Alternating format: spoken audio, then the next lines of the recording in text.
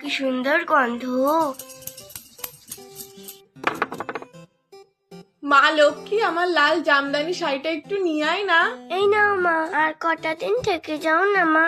আর থাকলে হয় বল মা, তোর বাবা যে ওইদিকে একা একা কি করছে তার ঠিক নেই। গেলেই তো এক্ষুনি পড়াশোনা করতে হবে। এখানে সবাই আমার জন্য লুচি, সুজি, নাড়ু আরো কত কি বানিয়েছে। এবারে তুই পড়াশোনাটা ছেড়েই দে, মামার বাড়িতেই থেকে যা। আর একটা দিনই থাকি না মা, আবার তো 1 বছর পর আসবো। তাছাড়া সবাই আমাকে থাকার জন্য জোর করছে।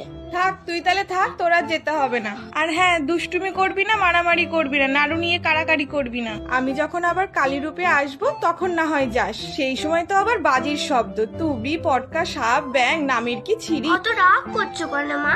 একটা নাড়ু খাবে না? না, তুই খা। যাই দেখে আসি কে কি আমার জন্য আয়োজন করেছে। Download ShareChat.